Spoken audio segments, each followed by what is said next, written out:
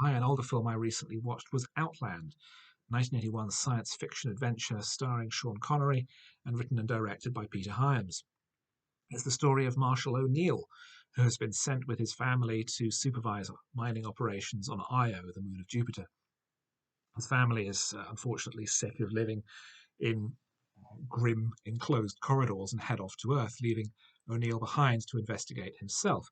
When a series of deaths take place under suspicious circumstances, people keep, for some reason, taking their helmets off and making their heads explode. And O'Neill starts to investigate, discovering that there is a drug trade going on and that it goes right to the top of the establishment's management. So he enlists the only friend he's able to make, the bad tempered doctor at the base, to try and find out what's going on and prevent the drug trade from continuing.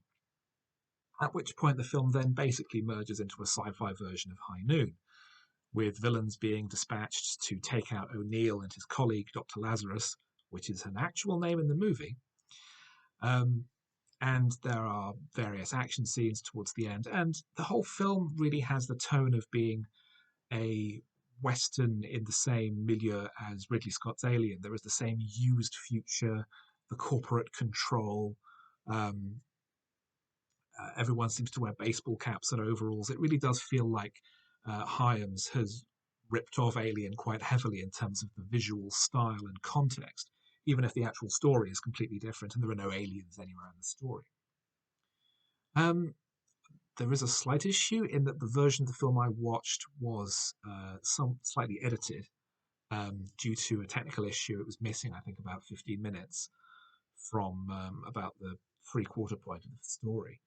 But I was able to follow it, and I consider myself as having seen the film, given its total running time.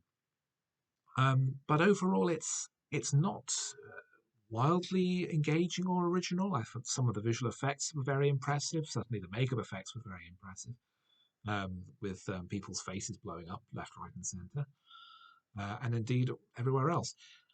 But it's a little too weak. It's a little too unstructured, and it feels a bit too much like a pilot for a potential TV series about a space marshal.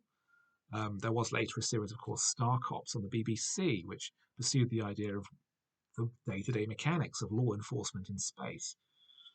And Hyams was sufficiently successful with the film to be offered the job of directing 2010, the sequel to 2001: A Space Odyssey, released a couple of years later. But despite the fact that we get to see Sean Connery in a spacesuit, it's really nothing that exciting and not really worth writing home about.